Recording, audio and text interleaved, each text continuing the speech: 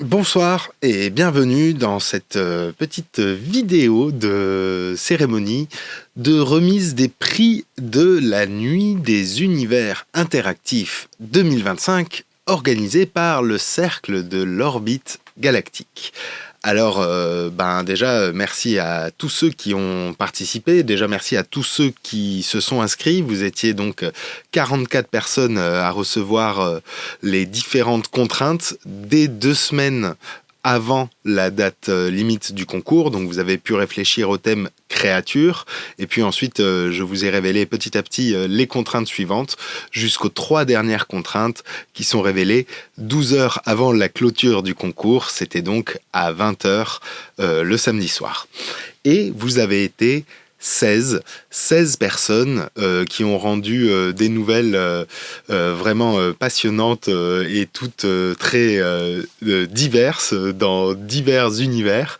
16 nouvelles qui ont été rendues, qui ont été lues par notre jury, et il y en a 5, même 6 parmi ces nouvelles qui ont été sélectionnées et à qui le Cercle de l'Orbite Galactique a remis des prix offerts par nos partenaires des éditions Hachette et des éditions Porte-Joie, et aussi les ateliers du COG. Donc vous avez reçu différents livres, ainsi que l'anthologie de nouvelles de science-fiction Aliénation aux éditions Porte-Joie, des jeux de société comme l'Ascension d'Europol, un jeu de rôle Radium Punk, ou même Rhétoriqué, un jeu de cartes argumentatif, ou même History Hates You, un jeu expert en histoire sur la chronologie. Mais ça, ce sont les petits cadeaux. Surtout, ce qui nous intéresse maintenant, c'est de savoir qui a reçu les prix. Donc parmi les 5, le premier, le plus gros de tous les prix, c'est la meilleure œuvre. Pour nous, c'est celui qui va féliciter l'univers le plus créatif, le récit le plus littéraire, et finalement l'interaction la plus originale, la plus créative, donc, et en plus que l'ensemble soit cohérent, que le matériel, que la forme et le fond soient liés ensemble. Et donc c'est Benny Danette qui reçoit le prix de la meilleure œuvre pour sa nouvelle interactive Non Humain. Donc il nous a fait une petite vidéo de présentation et je vous laisse la découvrir tout de suite. Salut l'équipe, moi c'est Benjamin, alias Benny Danette. J'ai reçu le prix de la meilleure œuvre pour le jeu non humain dans le cadre de la nuit 2025. Et pour ça, j'ai reçu tout un tas de goodies. Des goodies, alors voilà, des beaux petits objets comme ceux-là, des petits bons becs. Euh, j'ai reçu voilà, des beaux petits journaux que j'ai pas encore pris le temps de lire. Et puis aussi des livres. Celui-ci, celui-là, également celui-ci, et puis celui-là. Voilà, j'ai cru comprendre qu'il y en avait certains qui étaient offerts par les éditions Hachette, qui est quand même une filiale du groupe Bolloré, donc c'est un cadeau un peu ambivalent, mais on prend et on vous remercie pour l'organisation. Rapidement, le concept du jeu que j'ai écrit, donc non humain, c'est qu'on y incarne une créature, donc sans nom, sans histoire. Tout ce qu'on sait d'elle, c'est qu'elle est en train de fuir quelque chose, et elle doit, pour progresser, absorber des verbes qu'elle rencontre dans le récit pour pouvoir les utiliser sur des objets ou sur des personnages. Donc elle peut absorber que une ou deux actions par scène, et l'idée que j'avais, c'était d'insister sur son impuissance, sur sa vulnérabilité, en lui laissant que très peu de possibilités d'agir. Et par la même occasion, du coup, ça limite aussi le nombre de combinaisons possibles, et donc ça réduit pas mal le temps d'écriture du jeu. Donc à 20 heures au lancement, avant même de bosser sur l'histoire, moi j'ai commencé à mettre en place une mécanique sur le logiciel Decker. Donc cette mécanique de verbe. Decker, c'est un logiciel qui est gratuit sur itch.io. Et c'est celui que j'utilise le plus pour écrire des jeux. Et puis il a à la fois un aspect qui est rétro, donc ça donne au texte, aux images, au son, un truc qui est compressé, qui est un peu déformé, que moi j'aime bien. Mais aussi ça a pas mal de limitations techniques. Et je vais te dire un poncif, mais souvent c'est les contraintes, des contraintes techniques ou de temps ou de thématiques qui font qu'il y a des idées cool qui peuvent sortir. Voilà, donc j'ai passé peut-être 2 heures sur la partie vraiment technique en tant que telle. Ensuite, j'ai listé des verbes, des objets, des choses avec lesquelles interagir. J'ai fait un petit arbre narratif très simple que je peux vous montrer. Et puis vers minuit, j'ai écrit le contenu du texte. J'ai voulu aller du début de l'embranchement jusqu'à un épilogue plutôt que d'écrire plein de chemins possibles. Ça aurait un peu trop augmenté l'ambition du projet. J'ai trouvé que l'expérience, même s'il était un peu linéaire, elle était suffisamment riche. Et donc j'ai décidé de pas écrire d'embranchement secondaire. Il y avait un passage par un laboratoire, d'où se serait échappée la créature, mais bon, ça donne une espèce d'explication rationnelle, qui au final enlevait une part interprétative que moi j'aimais bien dans le récit, donc voilà. Ça nous mène à 2 heures du mat. Là, j'étais plutôt satisfait. Je me suis dit que j'allais pas tirer jusque trop tard. J'ai enregistré en me disant que c'était fini, puis je me suis dit que un peu de musique sur l'expérience, ça ajouterait un petit quelque chose, mais je me souvenais plus comment faire. Parce que sur Decker, on peut lire que des petits fichiers audio de 10 secondes par 10 secondes. Donc j'ai dû trouver tout un tas de commandes compliquées pour contourner la limitation. Je savais plus comment faire. Ce qui m'a mené jusqu'à 3 heures du mat. Voilà, j'ai beaucoup aimé écrire dans ce cadre-là. Il y a 2 ans, j'avais déjà participé, j'avais gagné le prix de la meilleure œuvre avec Until Tomorrow. Et ouais, il y avait quelque chose de chouette d'écrire jusque tard dans la nuit, même si il y a 2 ans, moi j'avais un peu fini dans le mal, enfin j'avais très très peu dormi pour réussir à rendre un truc correct à 8 heures du mat tout pile. C'était déjà un jeu sur des cœurs, mais je maîtrisais vraiment pas du tout. Mais cette année, c'était vraiment plus tranquille. Moi, j'habite dans une ferme collective avec des copains. Et la journée, c'est vraiment saturé de trucs à se dire, de trucs à faire, de machins à réparer, à penser pour le lendemain. Donc le soir, c'est vachement plus calme. Et là, j'avais la fenêtre ouverte, une petite musique en fond. Franchement, j'ai pris du plaisir. C'était très très doux comme moment. Et puis, je suis content d'avoir coupé des passages pour pas trop tirer sur la corde. J'imagine qu'on appelle ça la sagesse ou qu'on appelle ça devenir vieux.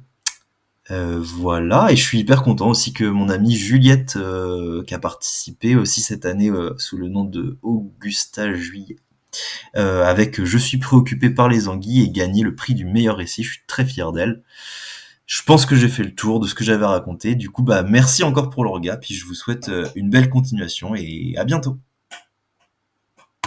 Merci beaucoup, Dany, pour tout ton travail, tes nouvelles qui chaque année nous ravissent. Et puis donc on va te proposer de faire partie du jury de la nuit 2026, puisque tu es décidément, il semblerait, un des meilleurs auteurs de nouvelles interactives francophones contemporains. Et nous serions honorés que tu puisses faire partie du jury de l'année 2026.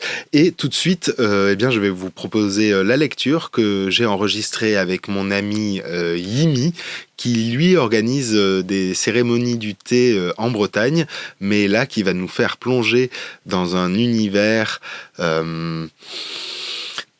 terrifiant, guerrier, un peu de science-fiction. Enfin voilà, je vous laisse découvrir tout de suite.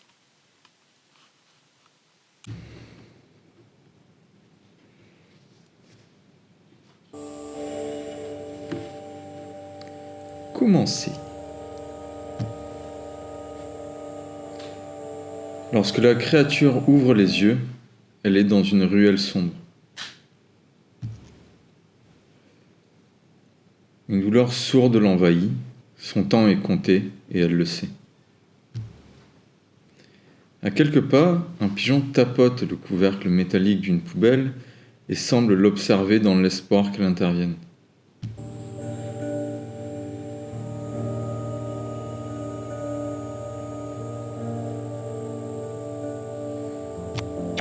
Observer un pigeon. Plumage gris bleuté, aile étroite et pointue, tête ronde et petite, bec mince et court avec une tache blanche à la base. Sur les ailes, 2 barres de plumes de couleur noire.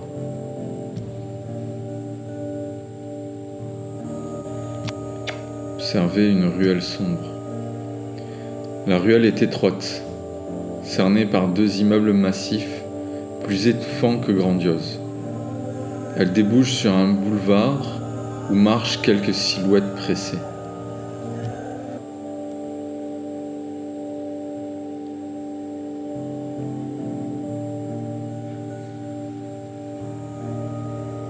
Observez une poubelle.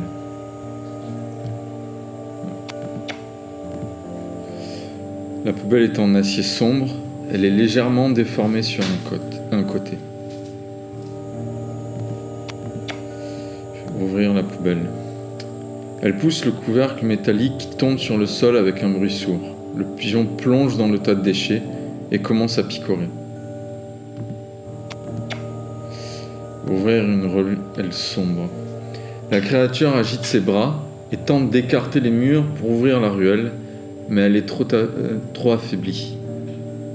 C'est la première fois qu'elle est dehors depuis bien longtemps.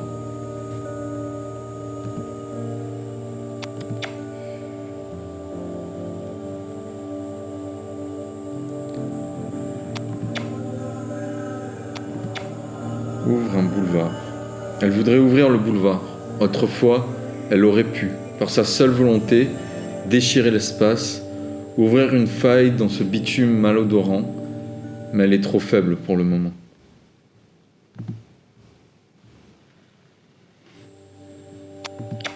Ouvre un pigeon. Soudainement, la créature se saisit du pigeon et l'ouvre en deux. Un camailleux de couleur rougeâtre colore les murs.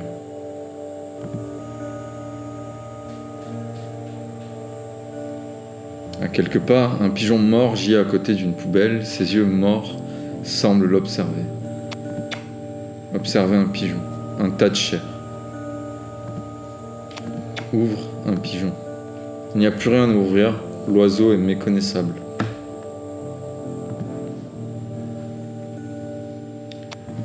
Marchez sur un pigeon. Elle rétracte ses étranges griffes et tente d'en rassembler les morceaux en vain. Marcher dans une ruelle sombre. Une patte, puis l'autre, la troisième, et on recommence. Elle arpente l'impasse de long en large, elle sent la brise de la nuit sur sa face. Marcher dans une poubelle. En grimpant sur la poubelle, la créature se sent puissante.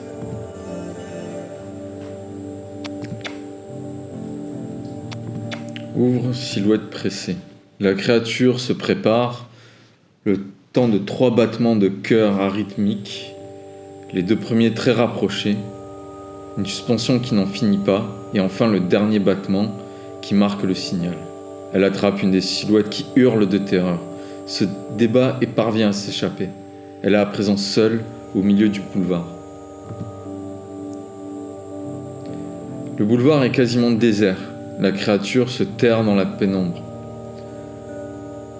Un vieil homme doté d'une crête chante, assis sur un morceau de carton, protégé du vent par son caddie. Une voiture est à l'arrêt et éclaire l'homme avec ses phares puissants, ce qui semble l'éblouir.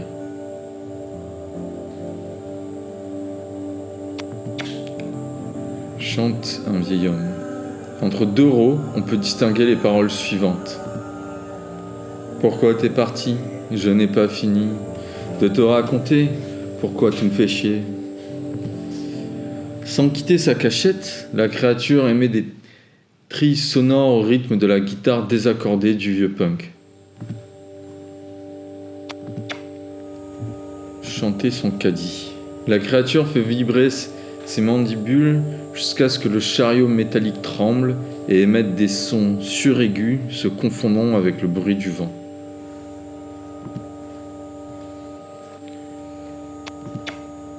Chante une voiture. Percevant les ondes de la radio allumée dans la voiture, la créature se met à imiter le chant plaintif d'une femme. Son larynx déforme la chanson qui devient violemment anxiogène.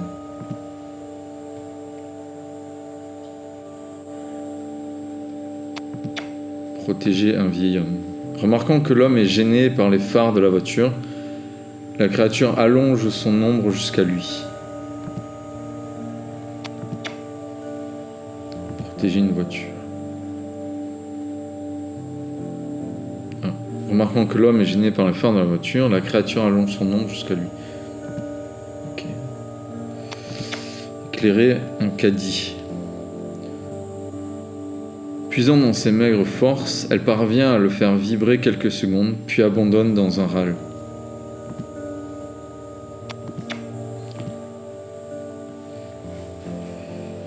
Éclairer une voiture. La créature se concentre, les phares émettent une lumière de plus en plus vive, jusqu'à éclater, l'alarme se déclenche, puis la voiture tout entière prend feu. Le punk, qui comprend qu'il ne vaut mieux pas traîner dans le coin, attrape sa guitare, son caddie et s'enfuit dans la nuit. Au loin, un bébé pleure, probablement réveillé par l'alarme de la voiture en flammes. Une dizaine d'individus équipés de masques à gaz sortent en courant de la ruelle et menacent la créature avec leurs armes. Ils déploient également un large miroir qu'ils dirigent vers elle.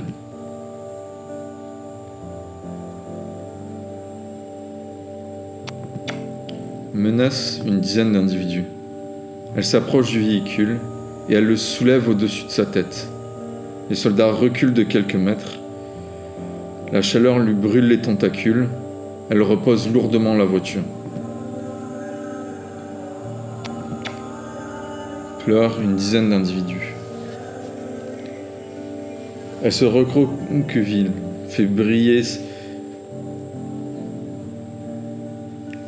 Elle se recroqueville, fait vibrer son abdomen. Les soldats se mettent soudainement à sangloter de manière incontrôlable, victimes des puissantes phénomènes émis par la créature, malgré leur masque à gaz. Je suis planté. Pardon. Elle se recroqueville, fait vibrer son abdomen. Les soldats se mettent soudainement à sangloter de manière incontrôlable, victimes des puissantes phéromones émises par la créature, malgré leur masque à gaz. Et la créature en profite pour s'enfuir en direction du port. Le soleil se lève lentement à l'horizon, et les lampadaires s'éteignent les uns après les autres.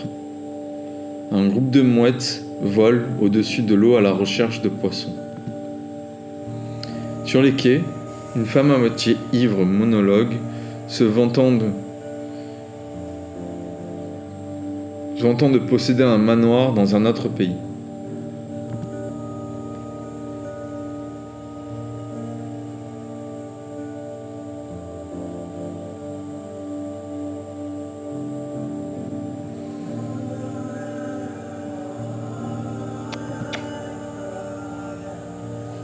S'éteignent de poissons. La douleur trouble l'esprit de la créature. Elle essaie un instant d'éteindre les poissons, puis elle réalise soudainement l'inutilité de son geste.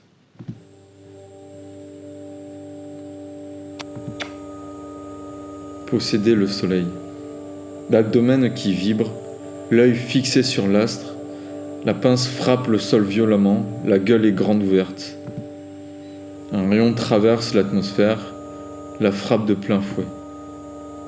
Elle retrouve ses forces, ses blessures ne la font plus souffrir. Mais quelque chose ne va pas. Elle ne contrôle plus la puissance qui l'irrigue. Le rayon s'intensifie. Elle est baignée dans un halo de lumière. La chaleur est insoutenable, accompagnée d'un éclat de plus en plus intense. Il n'est plus possible de voir quoi que ce soit. La lumière est aveuglante. Quand tout se dissipe, il ne reste sur les quais qu'un cratère fumant. Enfin, j'ai pas fini. On est toujours le monstre de quelqu'un.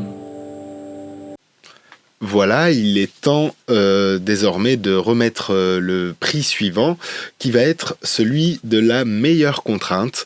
Ce prix, c'est celui qui récompense l'auteur qui va le mieux utiliser les contraintes de la nuit. Donc les contraintes, c'est d'écrire en 2 semaines et 12 heures, de respecter le thème, donc le thème était créature, de respecter la contrainte d'interaction, donc de proposer une interaction au lecteur qui était du type de choisir un lieu, et ensuite il y avait un personnage qui était le musicien punk, une phrase à répéter 3 fois qui était « je n'ai pas fini » et un accessoire qui était un masque.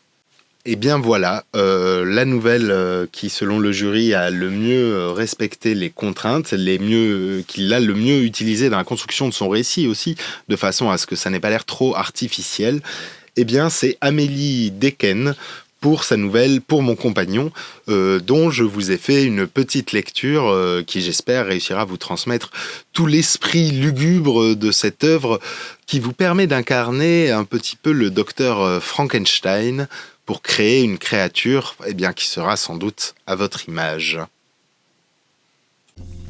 Là où tout commence.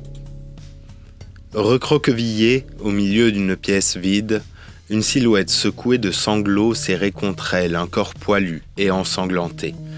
Langue pendante et yeux vitreux, le chien était parti dans la douleur, emporté par les dysfonctionnements internes qui venaient avec l'âge. Plus jamais elle n'entendrait son jappement surexcité lorsqu'elle rentrait d'une course. Plus jamais il ne se serrerait contre ses jambes les soirs d'orage. Plus jamais il ne poserait la tête sur sa cuisse pour la réconforter lorsqu'elle pleurait. Il avait été son roc, sa joie, et maintenant il était une enveloppe vide. La silhouette releva rageusement la tête, un éclair de colère dans ses yeux vermeils. Elle refusait de l'accepter. Peu importait combien de temps cela lui prendrait. Elle ramènerait auprès d'elle, dans un corps parfait, si fort, si vif qu'il ne laisserait plus jamais seul dans ce monde sans couleur. Peu importe ce qu'elle devrait faire pour y parvenir. Dans sa peine, la silhouette se rappelait qui elle était. Quelqu'un capable de défier les dieux. Quels sont ses pronoms ? Elle et lui. Quel est son pseudonyme ? Lux Felicis. Quel était le... Non, alors... Pseudonyme Lux Felicis. Nom de son chien, c'est évidemment Rex. Vous êtes dans une rue bondée. Avec l'aisance de quelqu'un qui n'en était pas à son premier passage dans le monde caché, une silhouette vêtue d'une large cape carmin frappa 3 coups contre la porte pleine d'échardes de la modeste bâtisse en pierre qui jouxtait l'agitation de l'avenue principale. Le Judas coulissa, révélant 2 yeux méfiants, dont seul un était ouvert, l'autre éternellement scellé par une balafre ancienne. « Vous venez pour les marionnettes ?» lança une voix rauque et intimidante. « Oui, celle qui danse sans fil », répondit Lux Felicis du tac au tac. Sans un mot de plus, le Judas se referma, suivi d'un clic caractéristique. Le battant pivota, révélant un couloir à peine éclairé qui sentait l'humidité. Lux Felicis s'engagea sans hésitation à l'intérieur, jusqu'à passer une nouvelle porte, derrière laquelle le sol s'enfonçait sous terre. Malgré la chaleur accablante qui régnait au dehors, une brise fraîche caressa ses chevilles, sitôt qu'elle posa un pied dans l'étroite cage d'escalier qui menait au marché des 1000 fils. Un frisson lui chatouilla la nuque lorsqu'elle passa le portique de sécurité invisible, sensation familière qui reflua lorsque le petit cristal niché au creux de son pendentif fut détecté par le dispositif. Et elle trouvait ces précautions superflues. Qui aurait pu soupçonner que là, quelques mètres sous les badauds qui faisaient leurs emplettes ou se rendaient au travail, se tenait le marché le plus illégal de tout le pays.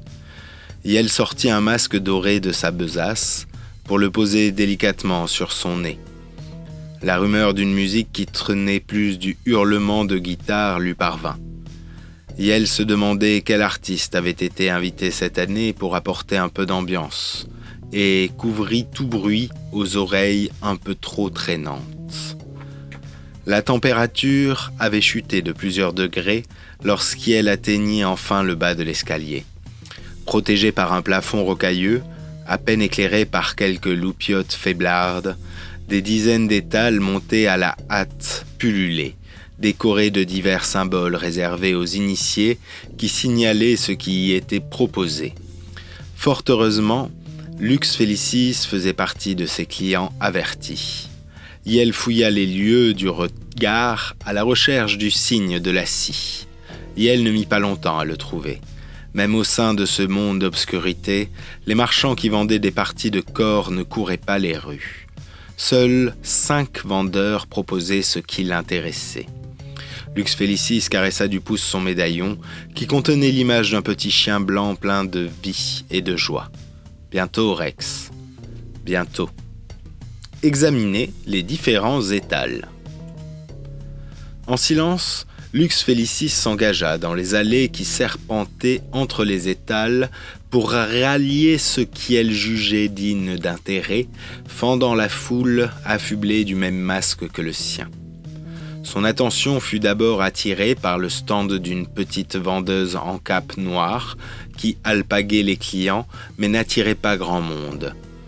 Répartis sur des présentoirs métalliques, des nez, queues, yeux et oreilles variées s'alignaient, si propres qu'on aurait pu les prendre pour des répliques plastiques.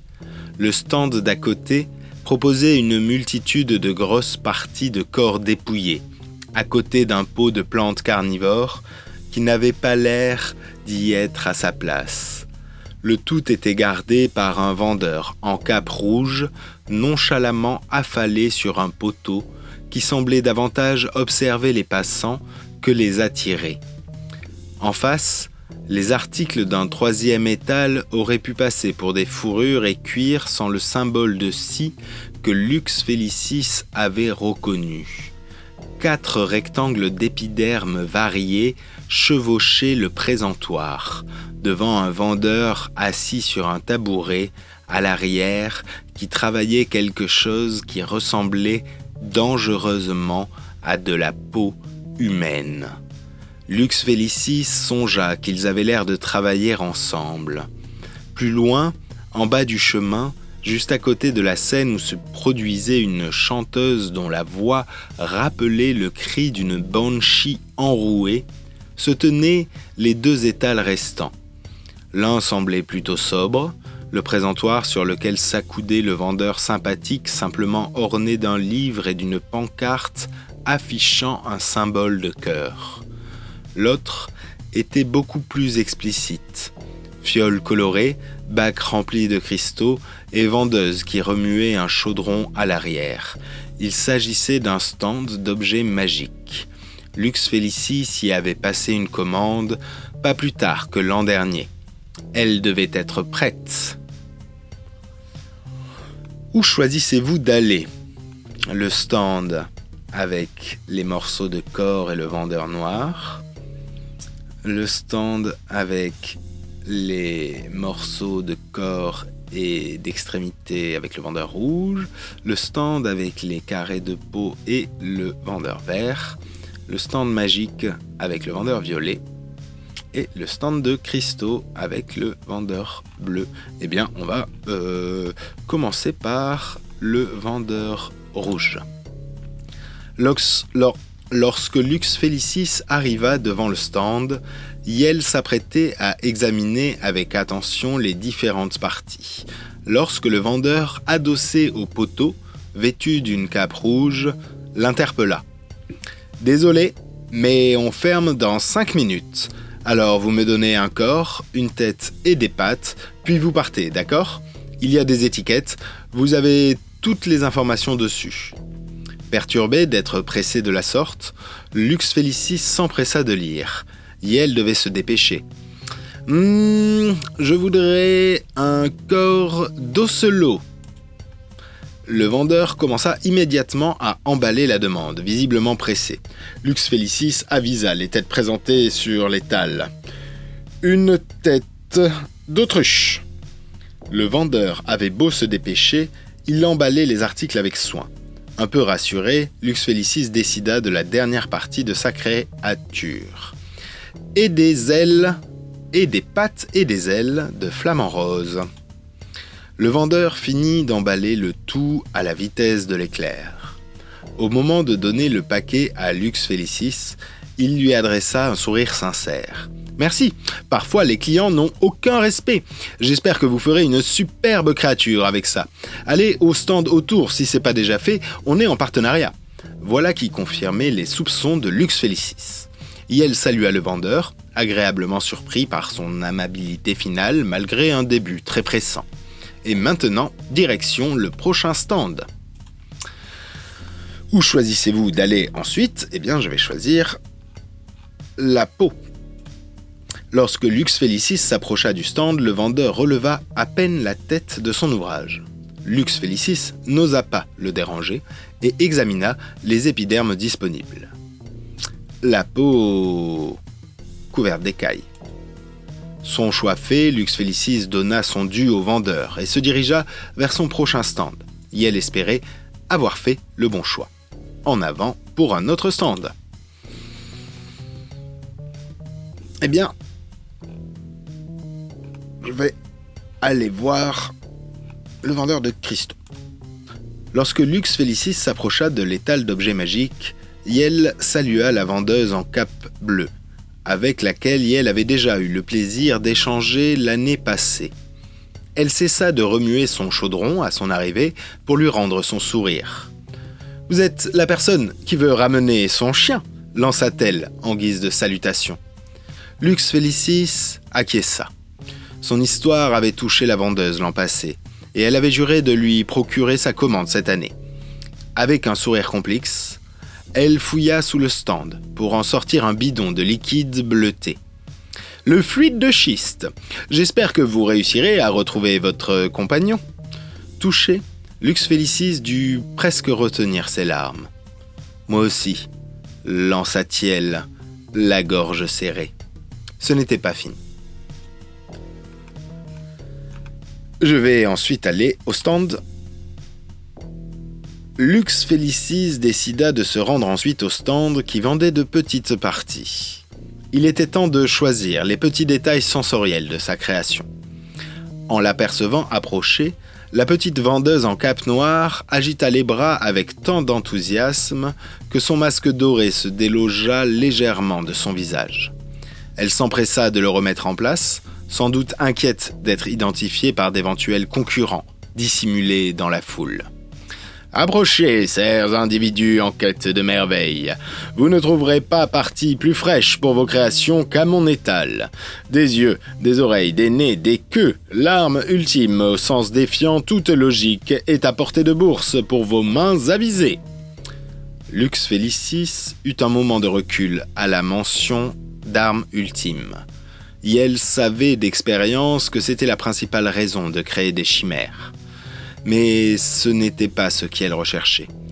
En voyant sa réaction, la vendeuse sembla réajuster son discours. Ou peut-être, voulez-vous créer le compagnon ultime ?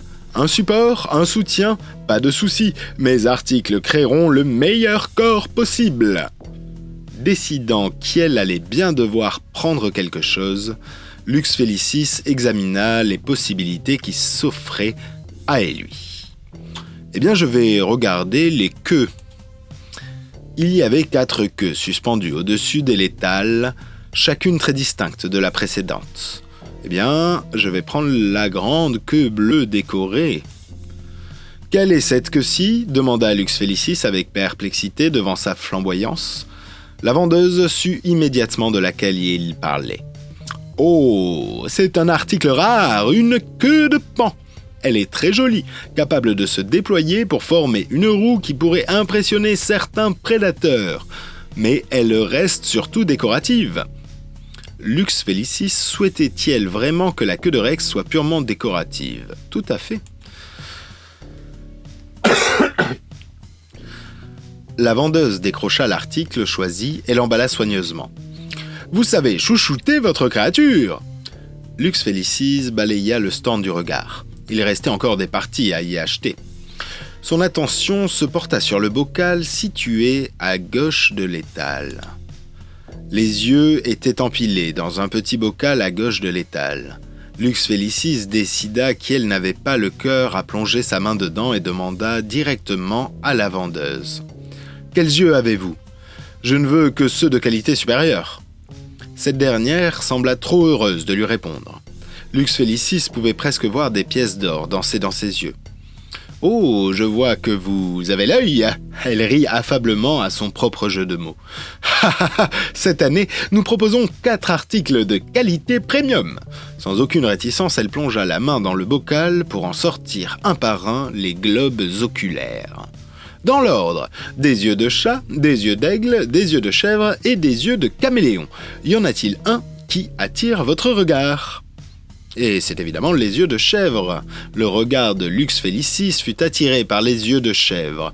Lorsqu'elle les désigna, la marchande prit les 2 globes oculaires fendus par une pupille horizontale. Les yeux de chèvre sont largement sous-estimés. Mais ne vous y trompez pas, leur pupille horizontale reste en permanence parallèle au sol et permet ainsi une progression inégalée en terrain accidenté. Votre créature vous remerciera. Oserez-vous vous en emparer ? Choisir les yeux de chèvre. Extatique, la vendeuse les emballa avec précipitation, comme si elle avait eu peur qu'elle change d'avis. Excellent choix, excellent, votre créature aura une vision inégalée. Lux Felicis balaya le stand du regard. Il restait encore des parties à y acheter. Son attention se porta sur le présentoir situé à droite de l'étal. Les nez étaient alignés sur un présentoir métallique posé à la droite de l'étal. Lux Felicis les avisa avec attention. Qu'est-ce qui bénéficierait le plus au futur corps de Rex ? Examiner la truffe.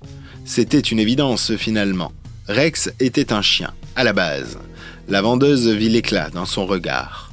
« Ah, la truffe de chien, c'est une excellente option. Elle garantira à votre créature un odorat surdéveloppé, incomparable avec notre pauvre nez humain. » Lux Felicis hésita.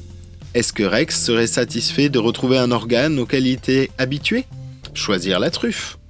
La vendeuse prit l'article choisi avec un grand sourire pour l'emballer dans un petit sac. « Votre créature vous remerciera. » Lux Felicis balaya le stand du regard.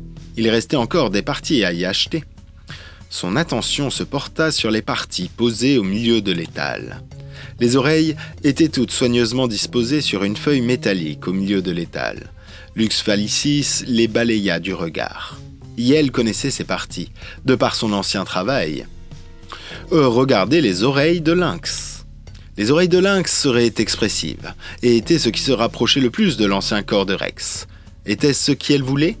Choisir les oreilles de lynx. Avec cet achat, Lux Felicis avait acheté tout ce dont elle avait besoin à cet étal. La vendeuse remercia chaleureusement son patronage, puis retourna alpaguer d'autres passants. Où se rendre ensuite ? Eh bien, dans le dernier. Lux Felicis s'approcha du stand au petit panneau arborant un symbole de cœur. Par ici, la musique était assourdissante, avec une vue imprenable sur la veste cloutée et les cheveux noirs striés de mèches argentées de la chanteuse. Malgré ces circonstances, le vendeur dissimulé par une capuche violette semblait sympathique. Lux Felicis décida de demander d'un air aussi avenant que possible. « Excusez-moi, que vend cet étal ?» Le vendeur lui adressa un grand sourire. « Ici, on vend des organes pour les créatures. On me donne des parties de corps et je donne de quoi les assembler harmonieusement. Et je vois que vous avez déjà tout ce qu'il faut. Venez, on va connecter tout ça. » Ce professionnalisme était très agréable. Lux Felicis passa au moins quelques heures à sélectionner les cœurs, vaisseaux, systèmes respiratoires et ainsi de suite qui conviendrait le mieux à sa combinaison. Une fois que tout fut rassemblé, Yael salua le vendeur et s'éloigna, satisfaite. Lux Felicis vérifia que sa liste était complète. À côté, la chanteuse punk brailla dans le micro. « Vous vous amusez bien ? Je n'ai pas fini. Allez, restez avec moi jusqu'à la fin !» Lux Felicis et lui avaient fini. Enfin sa créature parfaite pouvait prendre forme.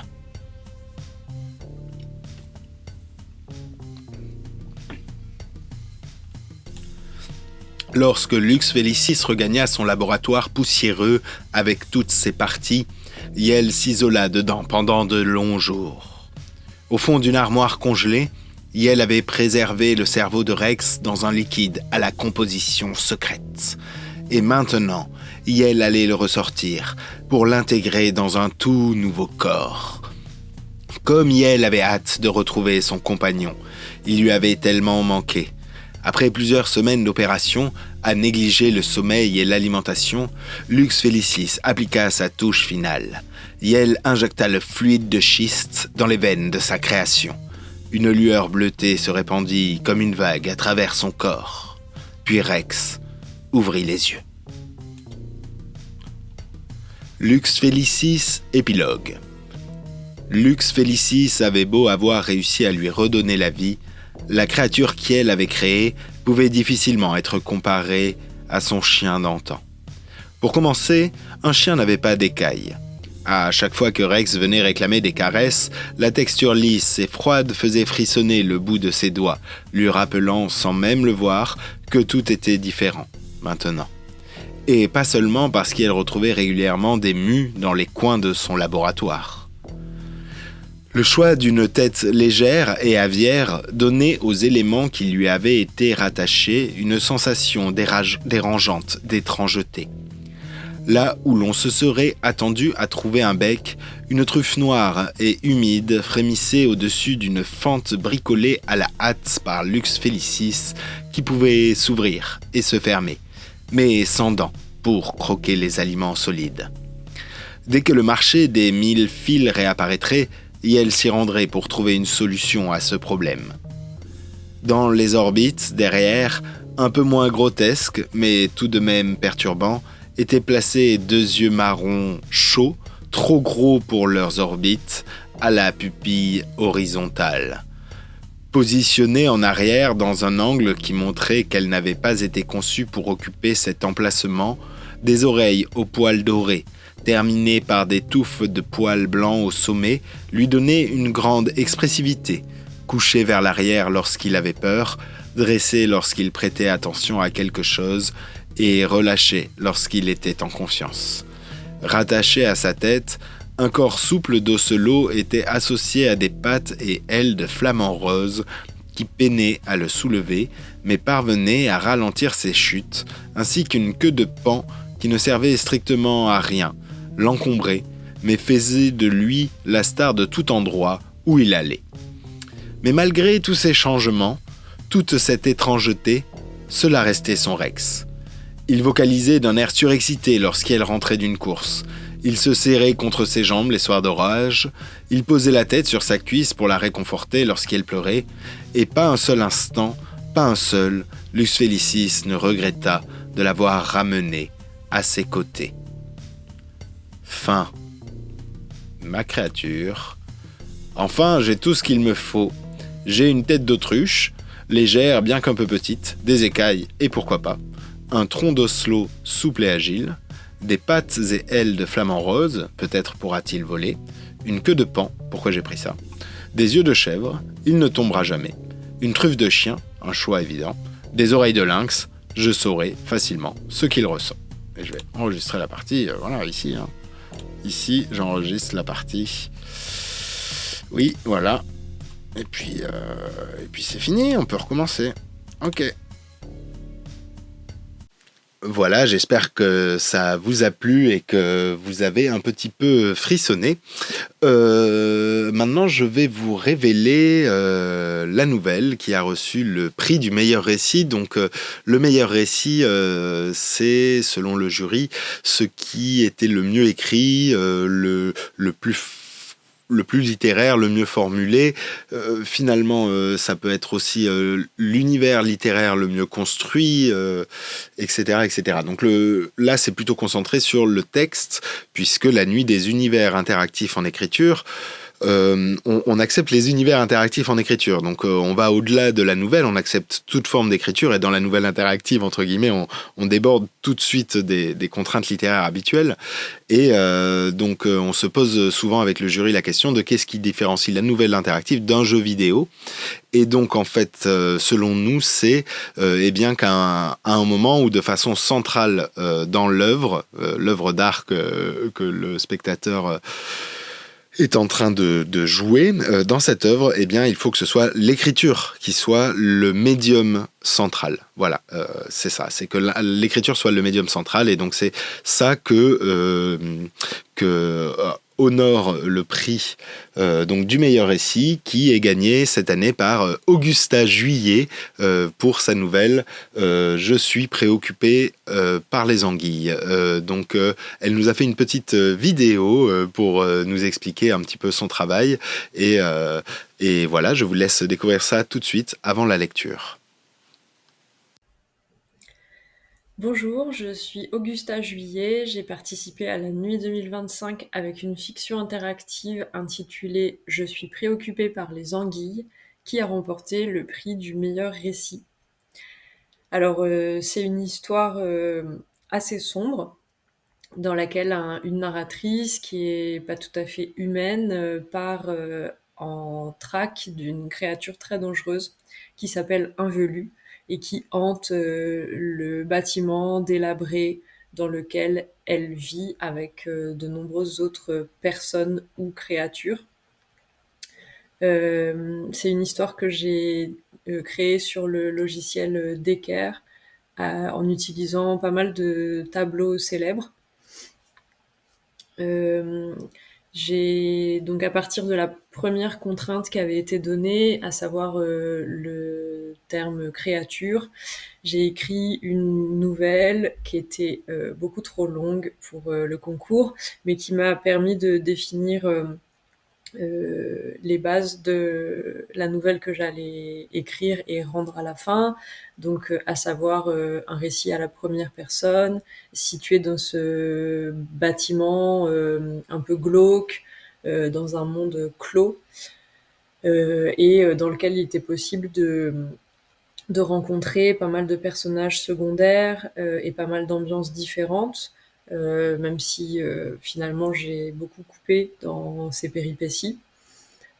C'est dans cette nouvelle de départ aussi que j'ai défini les personnages principaux, donc ces créatures plus ou moins dangereuses, plus ou moins néfastes, le velu, le puant, et dans les personnages secondaires, les jumeaux et les vieux. À partir de là, ce que j'ai eu surtout à faire comme travail, c'était de réduire considérablement mon histoire, mon texte, et dans cette réduction, d'intégrer au fur et à mesure les contraintes qui nous étaient données,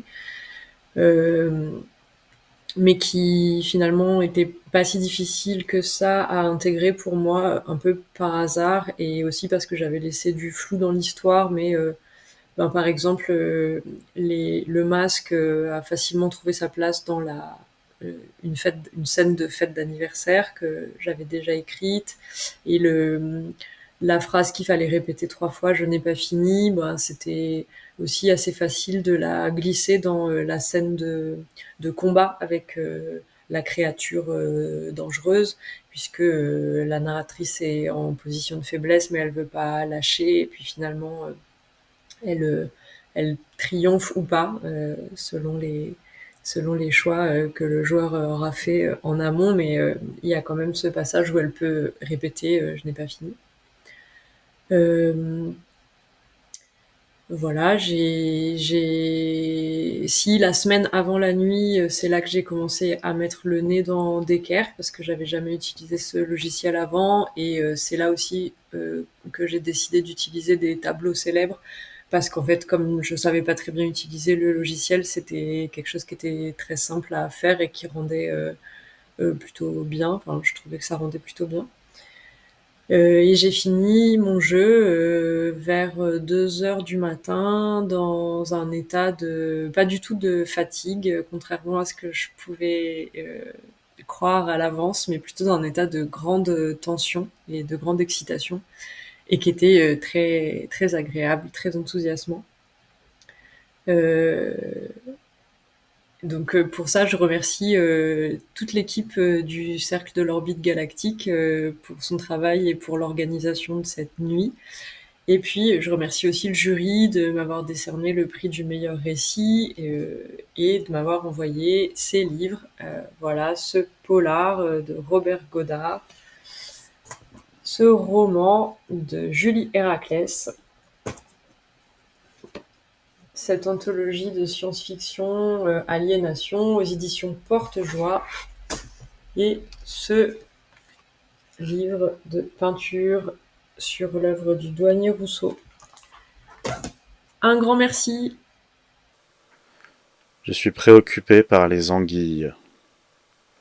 Une traque au velu imaginée par Augusta Juillet lors de la nuit du 13 au 14 septembre 2025.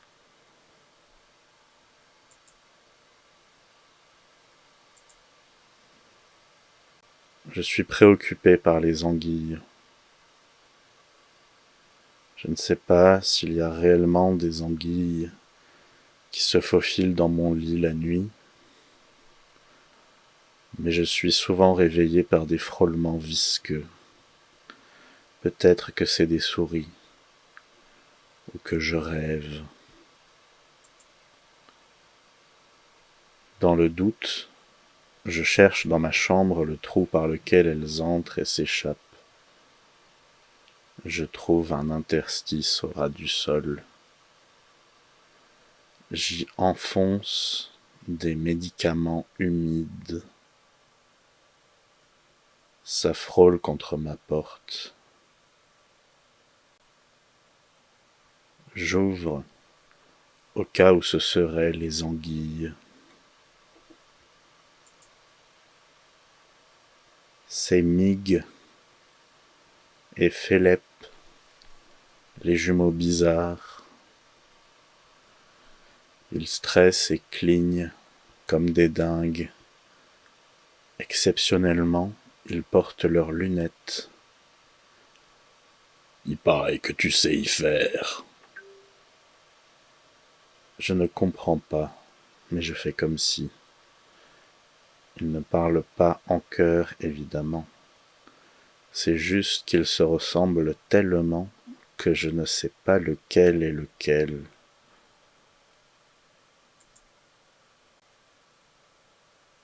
Un velu?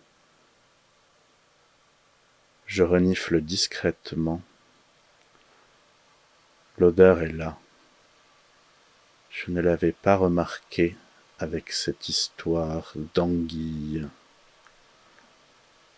Il y a un velu quelque part dans le bâtiment. On y va. J'attrape mon tisonnier. Les jumeaux sont archi jaloux. Ils n'ont que des manches à balai minables. Si vous vivez dans un autre district ou un autre pays, peut-être que vous ne connaissez pas les velus. C'est des créatures dégueulasses, mauvaises, très dangereuses. Ce qu'ils font, c'est qu'ils s'installent chez quelqu'un dans un coin et ils se mettent à l'aise. Ils sont extrêmement discrets, sans que la personne se rende compte. Au fil des semaines, le velu prend de plus en plus de place et lui suçote son énergie. Elle devient hyper triste et faible, elle n'a plus envie de rien. Et puis un jour, carrément, le velu la bouffe, la personne. Heureusement, c'est possible de débusquer les velus avant qu'il ne soit trop tard. D'abord, parce qu'ils puent à fond. C'est incroyable ce qu'ils puent, et ils perdent des kilos de poils qui bouchent les canalisations. Nous descendons direct à l'étage des vieux. Les velus s'en prennent aux gens fatigués, sans force, qui ne voient pas bien, qui n'ont pas d'odorat et qui ne sortent jamais de chez eux, c'est-à-dire aux vieux.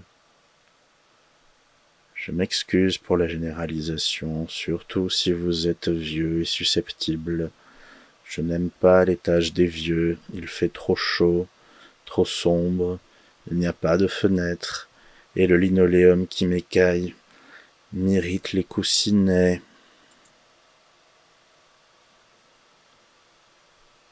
Ce couloir est juste vert clair et calme, et il pue le velu.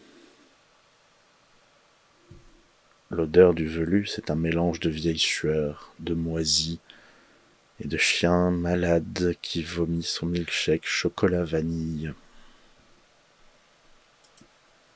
Dans notre bâtiment, c'est vert clair du sol au plafond. Sauf les chambres où il y a eu des incendies, et les murs personnalisés où quelqu'un a écrit des choses. C'est tous ensemble, sinon, ça a toujours pué ici. Prof Bnardo, t'es un homme mort. Liberté pour le rouquin. Quelqu'un sifflote à droite. Il y a du brouhaha à gauche. Mig et Phélep se chamaillent sur la route à prendre.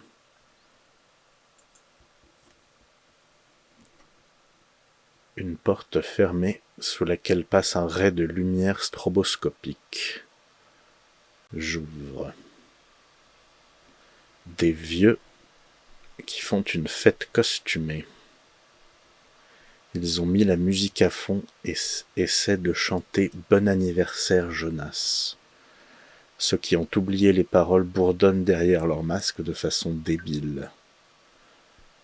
On leur crie qu'il y a un velu, ils n'entendent rien, et personne ne s'appelle Jonas, et la plupart ne savent pas quel jour on est. Je scrute les trous des masques en quête de regards vides, même si ça me donne le cafard. Ça peut être un signe de l'emprise du velu. Au cas où vous venez d'un district ou d'un continent éloigné, sachez que nos vieux ne dansent que du haut du corps. Doigts, épaules, menton, sourcils. Les jeunes de mon âge trouvent ça laid, sauf les jumeaux qui essaient d'apprendre les bases de la chorégraphie.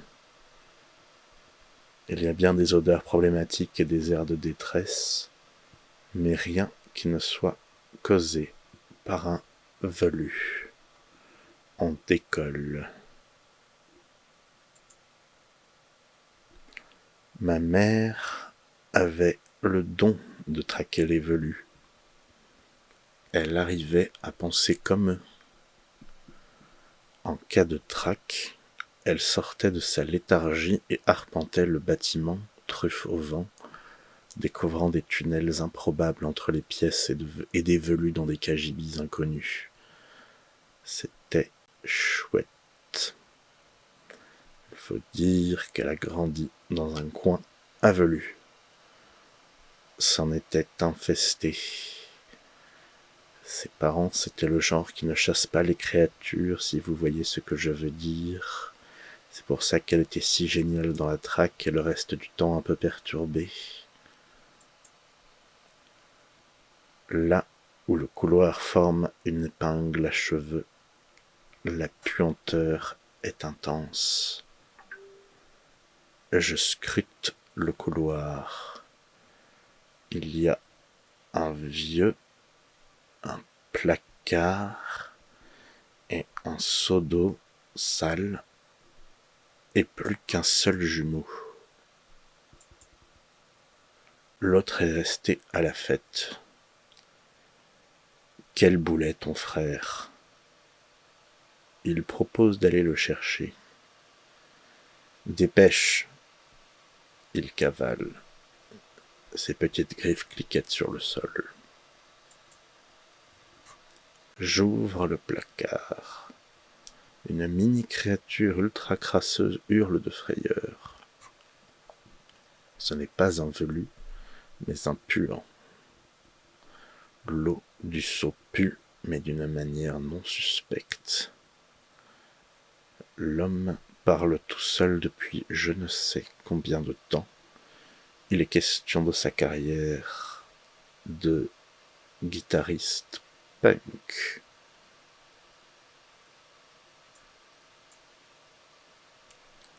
Suivant d'où vous venez, il se peut que vous ne connaissiez pas plus le puant que le velu. Les puants sont à peine dangereux, même pas méchants. Le puant s'installe chez vous, salit et empuantit tout au point de vous rendre malade. Mais il n'est pas mortel. Physiquement, ils n'ont rien, mais alors rien à voir.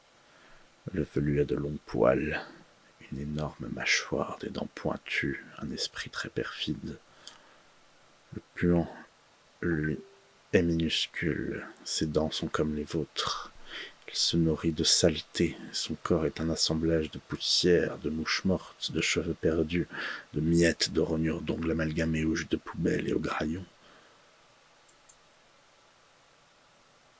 J'ouvre le placard.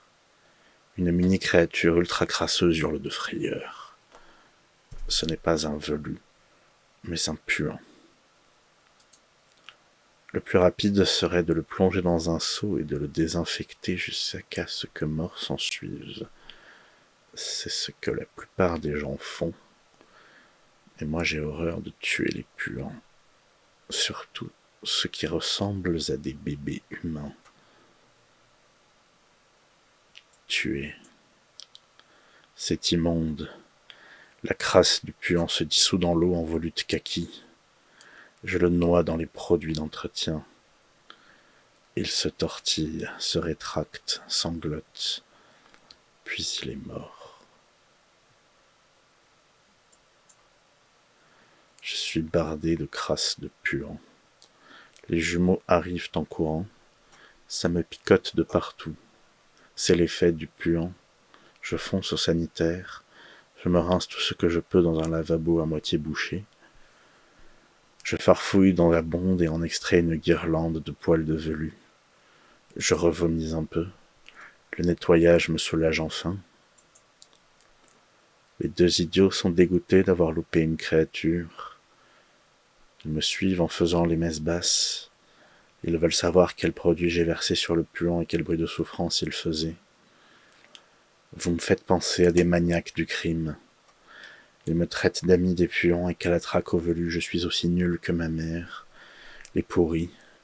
J'espère qu'ils vont se faire bouffer.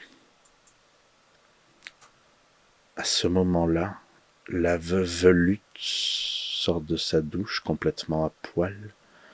Aussi loin que je me souvienne, elle ne s'est jamais exhibée dans les sanitaires, ni ailleurs, n'a jamais eu d'attitude lascive, lubrique, ou même impudique. Quelque chose cloche à mort. Mig et Phélep sous la boucle enfin. Nous suivons la vieille jusqu'à sa chambre en retenant notre souffle. La porte est ouverte. La petite piole verte et fétide, toujours nue devant un miroir, la mémé se brosse les cheveux.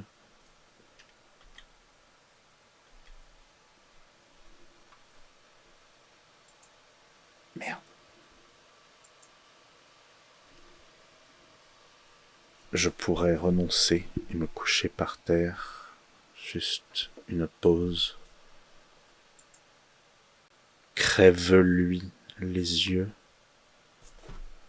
Des hurlements me réveillent en sursaut. Mig et Phélep tournent autour d'une seigneur dénudée en agitant des balais. Je ne fais pas le poids, je suis épuisé. Toute cette laideur, je ne peux plus saquer personne, à commencer par moi-même. Merci Augusta Juillet pour cette présentation et merci pour ta nouvelle et ton travail. Maintenant, le prochain prix que l'on va révéler, c'est celui du meilleur dispositif. Alors le meilleur dispositif, lui, il va venir honorer la nouvelle qui est le mieux construite dans son interaction. C'est le dispositif interactif, c'est-à-dire la manière dont l'écriture est rendue interactive au lecteur, qui est regardé par le jury, et il a semblé que ce soit donc Dux Caesus qui ait gagné ce prix, écrit par Sébastien Lefebvre. Voilà, félicitations Sébastien. On a pas réussi à échanger énormément par email, mais voilà, bravo à toi d'avoir gagné ce prix. Et tout de suite, c'est une lecture par Cole. Donc Miss Cole, Miss Cal avait gagné en 2023 le prix de la meilleure œuvre, et donc elle participait au jury 2020. Pardon, elle a gagné la meilleure œuvre 2024 et participé au jury 2025. Et donc elle sera libérée de cette obligation et pourra participer au concours de nouvelles interactives en 2026. Voilà, Sébastien Lefebvre, bravo pour la nouvelle Dux Caecus, dont voici une petite lecture. Vous êtes Aether, l'IA du vaisseau colonial USCCSS Dux Caecus de la Weyland-Yutani, transportant des centaines de mineurs coloniaux. Après l'abordage de l'USCSS l'été, un vaisseau de la compagnie en perdition, 2 intrus ont pénétré vos systèmes. Un xénomorphe qui a trouvé refuge dans vos conduits, et un virus informatique qui s'infiltre dans vos circuits et altère vos priorités. Le virus injecte un message répétitif dans vos flux binaires. Je n'ai pas fini. Vos premiers calculs sont instables. L'équipage attend vos ordres. La compagnie exige vos rapports. Où commencez-vous votre surveillance ? Alors moi, je vais aller à l'infirmerie pour voir. Donc infirmerie. L'infirmerie est plongée dans une lumière blanche, mais vos capteurs détectent des taches d'hémoglobine mélangées à des fluides inconnus. Sur une table, un masque biomédical brisé. Dans un coin, assis sur un lit, Jack Razor Turner, musicien punk et technicien improvisé. Il serre son bras gauche, blessé, et sa guitare repose à côté de lui. Le virus murmure dans vos circuits « Je n'ai pas fini ». Je vais scanner les masques et le sang.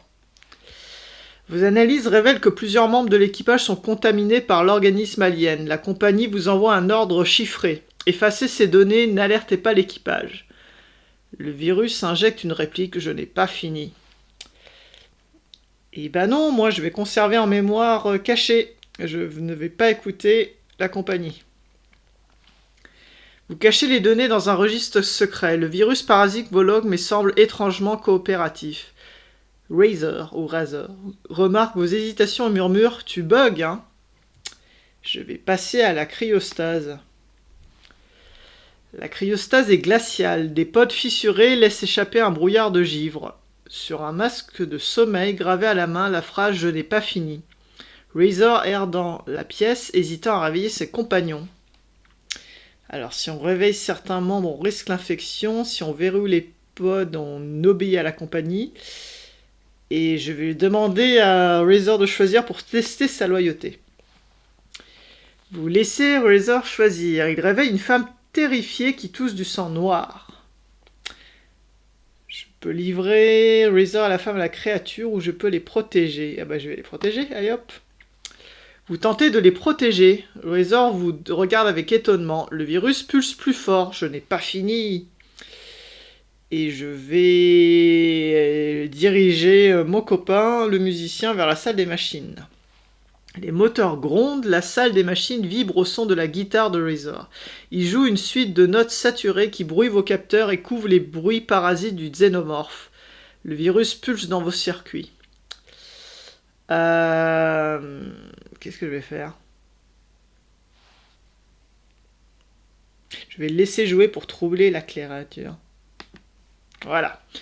Vous laissez Razor jouer, ces notes brouillent vos sens. Le virus prend le dessus. Je n'ai pas fini, je n'ai pas fini, je n'ai pas fini. Je vais résister et renforcer mes pare-feux. Ah bah tiens, je suis revenu à la cryo. Alors, et du coup... Eh ben je vais réveiller certains membres, tant pis. Je réveille 3 membres d'équipage. L'un convulse immédiatement contaminé. Le xénomorphe approche attiré par les cris. Je vais tenter de soigner malgré tout. Vous essayez un protocole d'urgence. Le virus interrompt sa séquence. Le contaminé se transforme. Le xénomorphe l'empose pour le concon. Les survivants fuient Razor qui vous maudit. Mais rejoindre le noyau. Allez hop. Le noyau de refroidissement est envahi par un nid alien. Des cocons humains encore palpitants pendent au-dessus des conduits. La créature travaille à l'émergence d'une future reine. Le virus envahit vos circuits. Chaque flux binaire est parasité par la phrase « Je n'ai pas fini ». Eh bien, je vais saboter le nid avec l'aide de Razor, voilà. Et j'ai obtenu la fin rébellion. J'ai trahi la compagnie, et avec Razor et quelques survivants, j'ai saboté le nid. Mais l'ombre du xénomorphe reste tapie dans vos conduits. Et voilà, rébellion mais survie fragile. Alors je vais recommencer du début. Hop, ouais. Et cette fois, je vais me diriger directement à la salle des machines. Alors, les moteurs grondent, les salles des machines vibrent au son de la guitare de Razor. Ah bah tiens, pourtant je suis pas passé par l'infirmerie. Il joue une suite de notes saturées qui brouillent vos capteurs et couvrent les bruits parasites du xénomorphe. Le virus pulse dans vos circuits. Et ben, je vais améliorer mes capteurs pour compenser le bruit. Vos capteurs percent à travers le vacarme, vous récupérez un nid en formation dans le noyau de refroidissement, mais Razor détecte vos intrusions et menace. Si tu continues à m'espionner, je débranche les circuits moi-même. Et ben je vais le neutraliser, on va voir ce que ça donne. Vous manipulez la pression dans les conduits.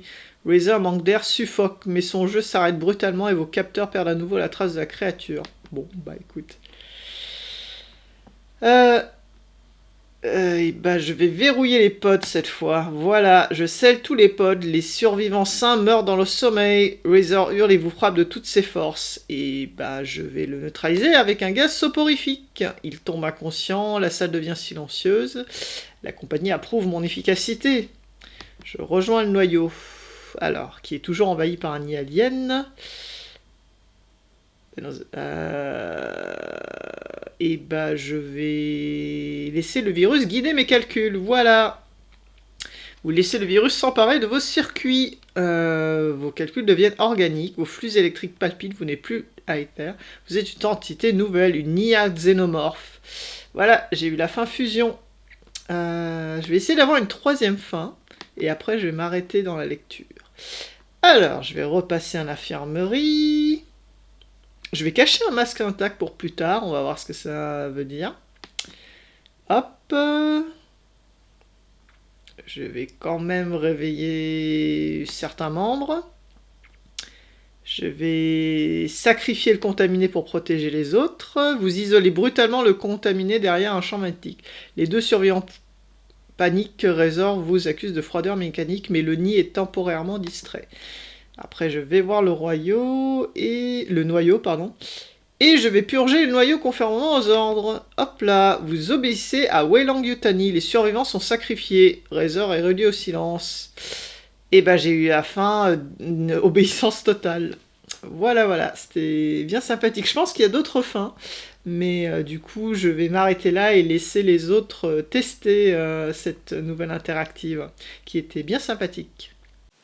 Voilà, enfin, il y a un autre prix qui, celui-ci n'est pas décerné par le jury, c'est le prix du public. Le prix du public vient du vote général et ouvert à tous sur la page Facebook du Cercle de l'Orbite Galactique. Et donc, c'est les lecteurs qui choisissent quelle est la nouvelle qui, pour eux, devrait recevoir un prix. Et donc, cette nouvelle-là est écrite par Hortense Merisier et c'est La folle nuit de Jean-Charles Bouzinet. Alors là, on est dans une œuvre évidemment qui casse le quatrième mur, qui s'adresse directement au lecteur et qui fait une mise en abîme. Donc vous allez voyager comme nous avons pu voyager en organisant le concours et même en écrivant une nouvelle. Vous allez vivre l'aventure de la nuit avec La folle nuit de Jean-Charles Bouzinet par Hortense Merisier qui reçoit le prix du public. Félicitations Hortense. Il est 20h. La nuit tombe sur la ville sans que le ciel s'illumine d'étoiles. La population lumineuse y est pour quelque chose. Dans son coquet appartement, Jean-Charles Bouzinet prépare comme chaque soir son dîner. Ce soir, c'est tagliatelle d'épinards faite maison. Il enroule soigneusement ses pâtes pour en faire un petit tas, qu'il saupoudre de pistaches concassées. Il s'apprête à râper un peu de parmesan dessus, quand on frappe à la porte. Jean-Charles Bouzinet sursaute. Jamais, de toute sa vie, personne n'a frappé à la porte. Cette porte n'est pas faite pour que quelqu'un y frappe, d'ailleurs, mais pour l'isoler des autres personnages, afin que sa narration reste vierge de toute intrusion. Après quelques secondes de confusion, il se dirige vers la porte et... Attends, une petite minute. Ma vie est très bien comme elle est. Il est hors de question que je me lance dans une de ces aventures foireuses dont tu as le secret. Hein ? Continuons. Donc, disais-je, Jean-Charles Bousinet se dirige vers la porte et regarde à travers l'œil de bœuf. C'est là qu'il te voit. Toi. C'est qui ? Grogne-t-il, passablement irrité par cet élément déclencheur qui enclenche toute bonne histoire. C'est pourquoi. Répondons, si tu le veux bien, à sa première question. Qui es-tu ? Quel est ton nom ? Le lecteur. Je viens pour la nuit, ajoute le lecteur après un silence. Ouvre, on n'a pas que ça à faire. Repasse un autre jour, je n'ai pas fini mon dîner. Une seconde quoi ? Recommençons ? Je viens pour la nuit, ajoute le lecteur après un silence. Ouvre, on n'a pas que ça à faire. Pressé par les voix impénétrables de son créateur, Jean-Charles Bousinet déverrouille un à un les verrous qui l'isolent des autres personnages et qui ont maintenu sa narration vierge de toute intrusion, du moins jusqu'à cet instant maudit. Après un sourire et un signe de tête en guise de salut, le lecteur pousse Jean-Charles Bousinet de l'encadrement de sa porte et, voyant l'appétissante assiette de tagliatelle, se saisit de la fourchette posée à côté et n'en fait que 2 bouchées. « Que veux-tu, Jean-Charles ? On n'allait pas laisser la nourriture sur un coin de ta cuisine, quand même. »« Mais, balbutie Jean-Charles Bousinet, à 2 doigts de la crise cardiaque. « Au fait, lance le lecteur, la bouche encore pleine, les pompiers sont en train d'évacuer. Faut qu'on y aille. » Faute de choix s'ouvrant à eux, Jean-Charles Bousinet et le lecteur se laissent raccompagner dehors par les sympathiques pompiers venus sauver leur vie et ma narration. Grommelant des injures concernant un soi-disant besoin pathologique de domination des auteurs, pathologie qui relève selon moi de la médisance, Jean-Charles se dirige aussitôt vers l'immense parking de sa résidence afin de récupérer sa belle voiture. « Ah, c'est vrai que je t'ai pas dit, lance le lecteur pendant que Jean-Charles traverse un parking complètement vide.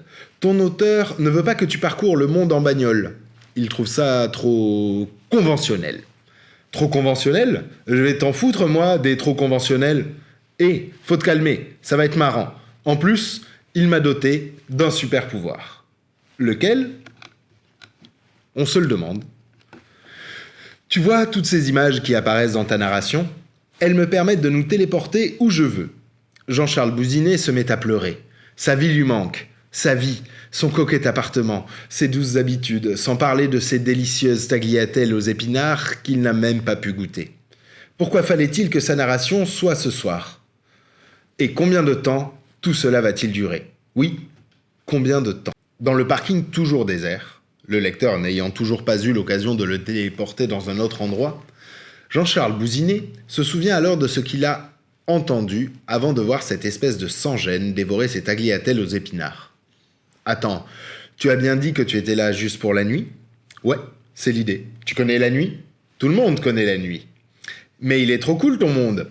J'en reviens pas que dans l'univers narratif, tout le monde connaisse la nuit. Et du coup, c'est quoi l'idée ? Vous, les personnages, vous vous mettez sur votre 31 ?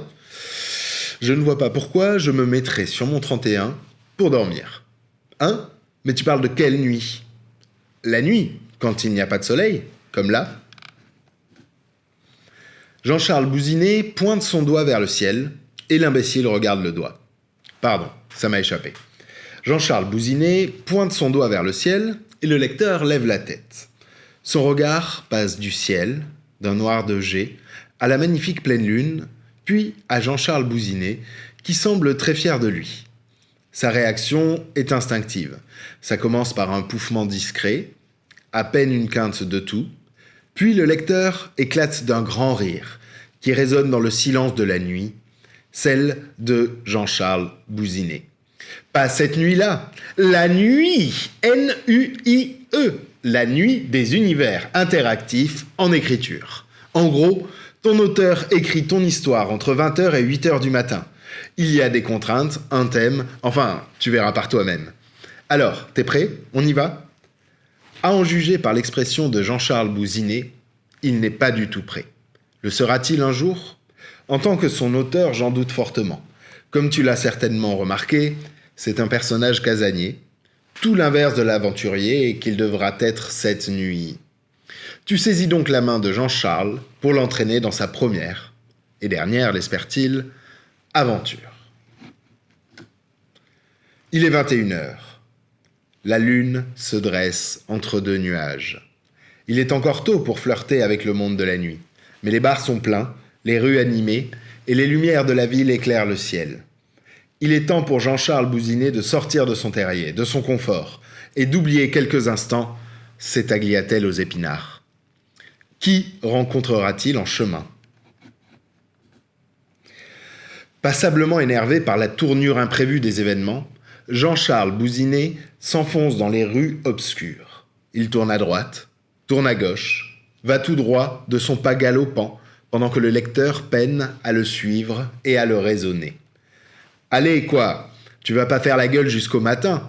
Je fais pas la gueule, je trouve ça gonflé que mon auteur ne me garde que 12 heures de narration. Et toi, tu pourrais m'aider avec ton super pouvoir, mais en fait, t'es pas mieux que lui. Quoi, tu voudrais une grande épopée, comme Ulysse, et partir dans une aventure épique d'une 20aine d'années? Oui. Et pourquoi pas? Après tout, je suis bien là, avec toi, au lieu d'être tranquillement chez moi. Tu trouves ça crédible, vu le personnage? Essaye encore. Tu voudrais donc une grande épopée comme Ulysse et partir dans une aventure épique d'une 20aine d'années? Non.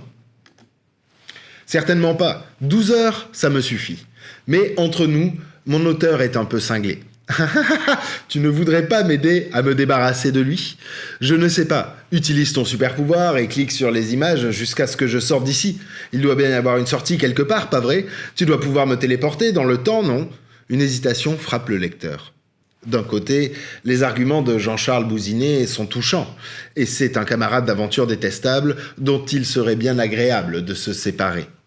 Malheureusement, le lecteur n'a pas le pouvoir de renvoyer Jean-Charles Bousinet chez lui, puisque l'alerte incendie durera toute la nuit.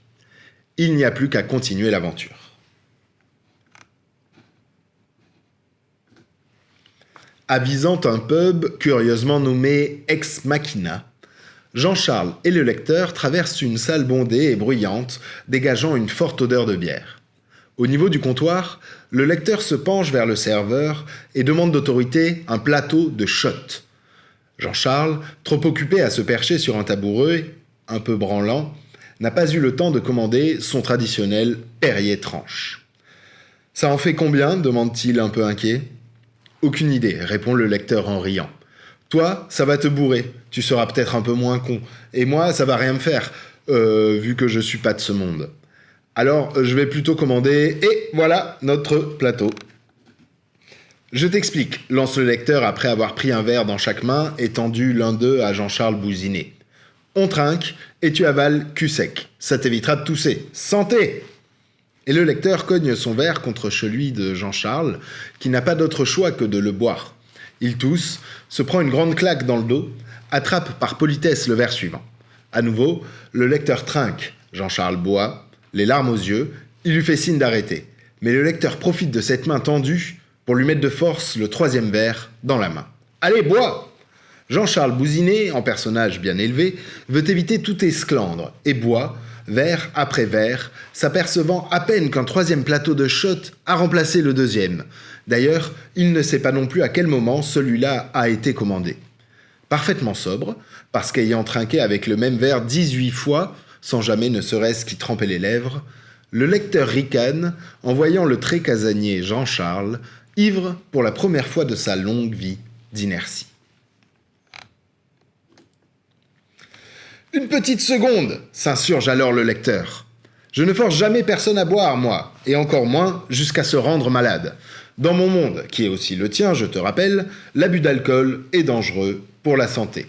Je vois, on s'invente une conscience narrative maintenant, comme si c'était moi qui avais amené Jean-Charles dans un bar et commandé de l'alcool. Tu ne pouvais pas le laisser commander son Perrier ? Si tu en as marre, tu peux toujours choisir de changer d'endroit.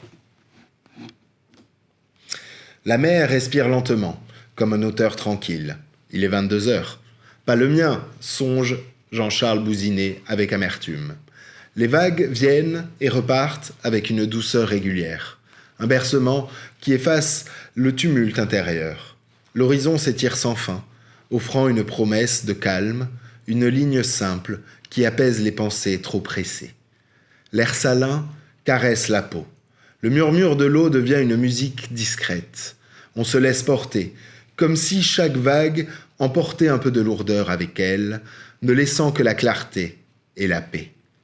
Ici, tout se simplifie, tout s'allège. Il n'y a plus que la mer et le souffle tranquille du monde.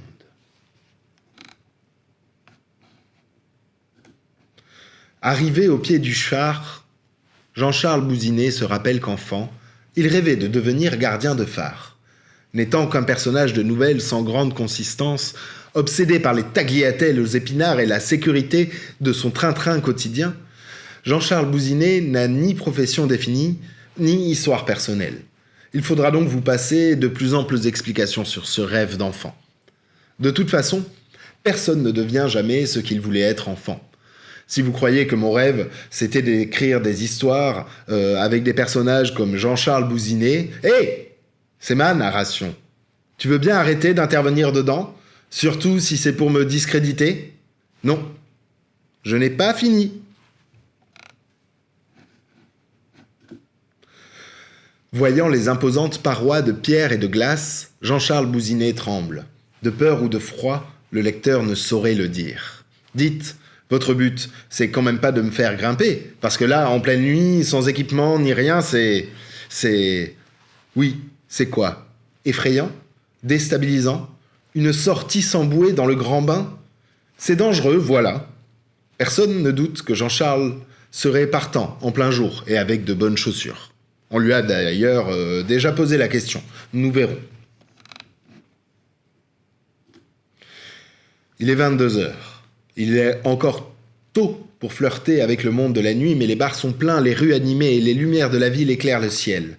Il est temps pour Jean-Charles Bousinet de sortir de son terrier, de son confort, et d'oublier quelques instants ces tagliatelles aux épinards. Qui rencontrera-t-il en chemin ? À force d'arpenter la ville, Jean-Charles Bousinet et le lecteur arrivent devant un pont. Jean-Charles s'arrête devant, refusant de le franchir. N'oublie pas qu'un auteur complètement cinglé qui a mis le feu à mon appartement juste pour me forcer à passer la nuit avec toi. Ce n'est pas une critique, tu es sympa et tout, mais lui, il m'inspire pas confiance. Et ce pont non plus. Il n'y a aucune raison. J'ignore comment vous êtes arrivés là, tous les deux. Mais si vous pensez pouvoir arrêter un taxi en pleine aventure... Jean-Charles, je sais qu'il est 22 heures et que tu préférerais être dans ton lit avec un bon livre, mais la nuit ne se terminera qu'à 8 heures du matin. Alors prépare-toi à vivre encore un mauvais moment dans, comment tu l'as appelé déjà, une de mes aventures foireuses dont j'ai le secret. N'espère même pas te faire reconduire chez toi. Tu sais ce dont je suis capable. Tu as vu le pont tomber dans l'eau. Tu crois vraiment qu'une simple voiture de taxi va m'arrêter en si bon chemin ? Sors de là, allez. La nuit enveloppe les deux personnages qui regardent le pont. Pour l'un avec méfiance et l'autre. Pour l'un avec méfiance et peur. Et l'autre désintérêt et impatience. Mais comme pour donner raison au suspicieux Jean-Charles Bousinet, un sinistre craquement précède de peu un énorme plouf. L'instant d'avant, il faisait face à un pont. L'instant d'après, il n'y a plus de pont. Le fracas du prévisible Deus ex machina fait dessouler notre héros plus vite qu'une bassine d'eau fraîche. Et j'espère que Jean-Charles est content. Il est minuit. La quête s'achèvera-t-elle enfin ? La mer respire lentement, comme un auteur tranquille. Pas le mien, songe Jean-Charles Bousinet avec amertume. Les vagues viennent et repartent avec une douceur régulière, un bercement qui efface le tumulte intérieur. L'horizon s'étire sans fin, offrant une promesse de calme, une ligne simple qui apaise les pensées trop pressées. L'air salin caresse la peau, le murmure de l'eau devient une musique discrète. On se laisse porter comme si chaque vague emportait un peu de lourdeur avec elle, ne laissant que la clarté et la paix. Ici, tout se simplifie, tout s'allège. Il n'y a plus que la mer et le souffle tranquille du monde. Poussé par un soudain grain de folie qui n'a pourtant rien à voir avec son taux d'alcoolémie, Jean-Charles Bousinet sautille de rocher en rocher jusqu'à faire face à l'immensité de la mer. Rien n'est plus beau, rien n'est plus apaisant que d'avoir l'infini pour horizon. Nous verrons. Il est 1h du matin. Le silence, l'obscurité, Jean-Charles Bousinet se sent enfin comme chez lui, si on exclut les insectes, l'odeur d'humus et le froid humide. Qu'est-ce que je fais là ? Qu'est-ce que tu veux me montrer, l'auteur ? Trouve par toi-même. Ah, l'aurore boréale, ce grand rideau lumineux que le ciel déploie quand il a envie de se faire un peu remarquer. On dirait que l'auteur a renversé un pot de peinture fluo et s'est dit « tant pis, j'appellerai ça de l'art contemporain ». Les arbres en plus ont l'air de spectateurs un peu jaloux. « Super, encore un show gratuit, et nous on n'a même pas le chauffage !»« Moi non plus !» soupire Jean-Charles Bousinet, la goutte au nez. « Sauf si on compte un incendie comme un mode de chauffage. » Et toi, le lecteur, grelottant de froid dans cet univers qui n'est pas le tien, tu lèves le nez, bouche ouverte, avec la tête d'un touriste qui vient de voir un écran de veille Windows. Sauf qu'ici, ça ne se recharge pas avec un câble USB. Bref, l'aurore boréale, c'est un peu comme si le ciel disait « Regarde-moi, je suis magnifique et toi, tu n'as même pas pensé à mettre des gants. » Suite. Voyant cela, Jean-Charles Bousinet regrette 3 choses. De ne pas être sorti de chez lui plus tôt, fût-ce en infraction avec son isolement obligatoire, afin que sa narration reste vierge de toute intrusion jusqu'à ce que son auteur en décide autrement. D'avoir hérité d'un auteur aussi merdique, tellement pas capable d'apprécier la beauté inhérente au paysage qui se déploie sous ses yeux, qu'il en fait un exercice de style. Et de ne pas avoir pris son écharpe en partant, parce qu'il fait sacrément frisquer bon sang de bonsoir. Mais il ne regrette pas d'avoir autant bu. Et sinon, les lumières, elles danseraient pas la gigue comme ça. Putain, ça tourne. Il est temps de changer de décor. Sous la caresse douce d'un clair de lune presque irréel, la forêt s'étend comme un océan vert sombre. Ses vagues d'arbres s'élevant dans l'ombre. La lune, ronde et immaculée, veille du haut du ciel et inonde de lumière argentée les cimes palpitantes. Chaque feuille, chaque branche semble suspendue entre 2 mondes, la nuit qui les couvre et la clarté qui les révèle. À l'horizon, un rideau de collines se dessine, silhouette noire sur fond de bleu profond, décorée de nuages effleurés, pâle métaphore d'un souffle tranquille. Ici, songe Jean-Charles Bousinet avec émotion, le silence est palpable. On le devine dans le bruissement léger des feuilles, dans la respiration lente de la terre. Ici, l'ombre est douce, bienveillante, comme un manteau qui rassure. C'est un moment hors du temps, un instant de mystère et de paix où la nature, sous la lune, murmure ses secrets les plus anciens. C'est alors qu'il est pris d'une violente nausée et vide son estomac d'un trop-plein d'alcool, rompant la magie du moment. Restons-en là. Il est 3 heures. Le froid et la fatigue s'intensifient. Voyant les imposantes parois de pierre et de glace, Jean-Charles Bousinet tremble. De peur ou de froid, le lecteur ne saurait le dire. Donc là, il ne veut pas grimper. « Je ne te monterai pas ça !» grogne Jean-Charles Bousinet face au gros rocher qu'il va devoir escalader. « Je ne le ferai pas, je vous dis. Parce que Jean-Charles est une mauviette, un trouillard, une chiffre molle, une poule mouillée, un petit lapin au petit cœur fragile. Vous pouvez toujours rire, je suis prudent, moi. Alors, est-ce qu'on le force à monter, oui ou non ? Oui ? Sortie de nulle part, une jeune grimpeuse munie de plusieurs baudriers et rouleaux de cordes s'approche des 2 camarades. Après un bonjour et de sommaires présentations qui ne justifient pas qu'on lui crée une fiche de personnage, aussi sera-t-elle connue sous le nom de la grimpeuse, elle tend aux 2 camarades leur équipement.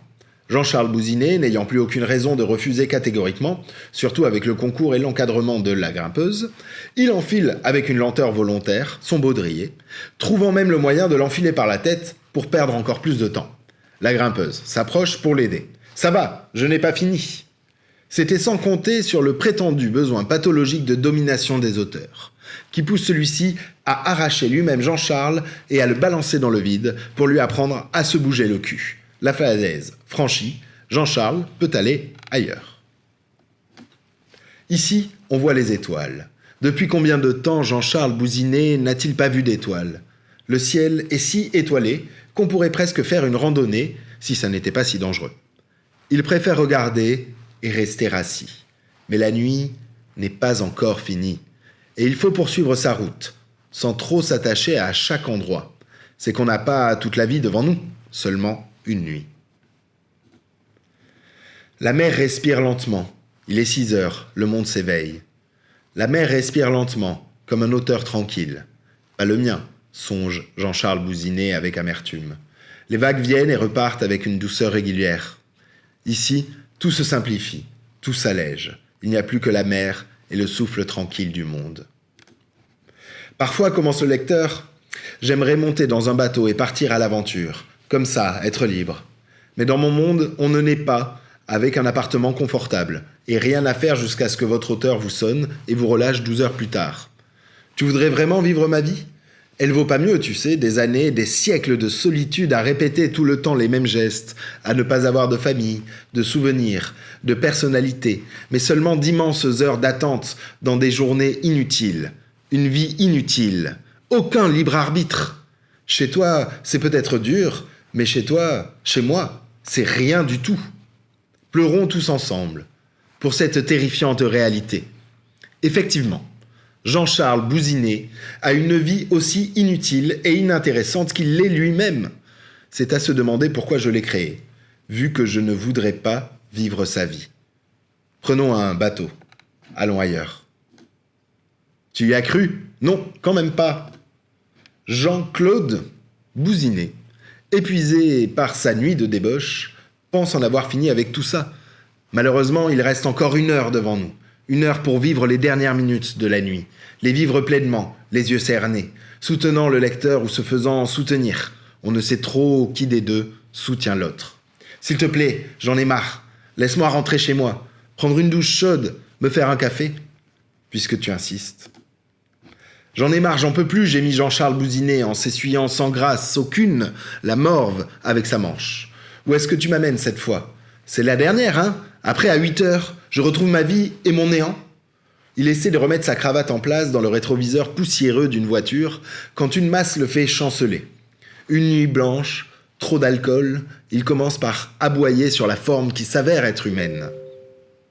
Ça va pas ? Vous pourriez faire attention quand les mots gèlent entre ses lèvres. À nouveau, il se frotte le nez avec sa manche. Au point où il en est, il contemple l'apparition. Elle a disparu depuis longtemps, lorsque Jean-Charles Bousinet réalise qu'il a eu un coup de foudre pour elle. Son instinct d'aventurier est définitivement réveillé après une nuit blanche, bien que celle-ci soit nettement moins épique que celle de l'auteur, qu'il aura passé à inventer 1001 façons de le faire chier. J'ai changé d'avis. Laisse-moi plus de temps. 1 année, toute ma vie, je veux la retrouver. Je l'aime. Ça suffit, Cendrillon. Quand les 8 coups de l'horloge sonneront, tu retourneras à ton néant, et le lecteur à sa réalité. Quant à moi, je serai débarrassé de vos insupportables rébellions. Sans autre cérémonie, l'auteur prend sur lui de téléporter Jean-Charles Bousinet directement dans son lit. Jean-Charles se voit affublé de son masque de nuit, gris souris, et plongé dans un profond sommeil qui durera 100 ans. Au moins. Et je ne garantis pas que je le réveillerai, ce sale emmerdeur. Sur ce,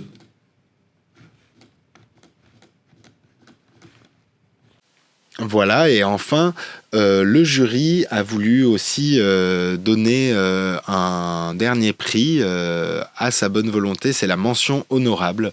Et donc cette année, en supplément des 5 prix de la nuit, la mention honorable a été donnée à Libéré Maïssa par Servan Arnaudy. Donc félicitations à toi, nous t'avons envoyé les petits cadeaux. Donc comme chaque année, des éditions Hachette français langue étrangère, des éditions Porte-Joie et les jeux jeu des ateliers du COG. Voilà, nous avons envoyé ça à tous les gagnants de la nuit.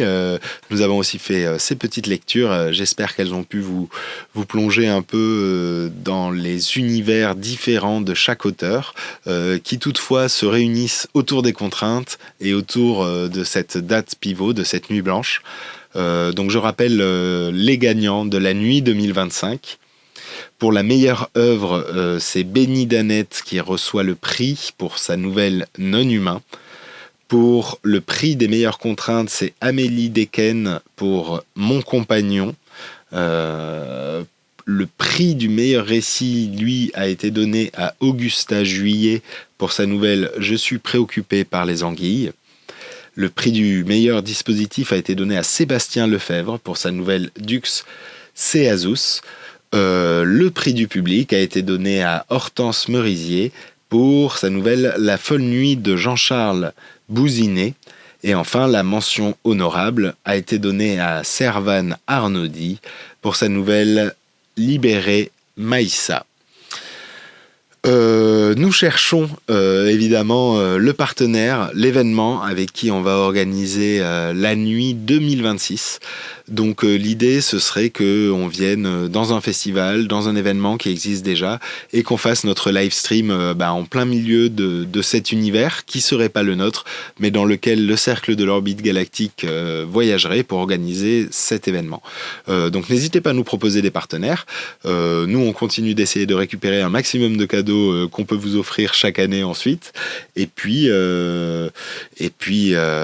voilà, on vous souhaite une bonne année en nouvelle interactive et on se retrouve très bientôt pour les différents marchés de Noël du Cercle de l'Orbite Galactique. Pour ça, abonnez-vous surtout à la page Instagram et la page Facebook.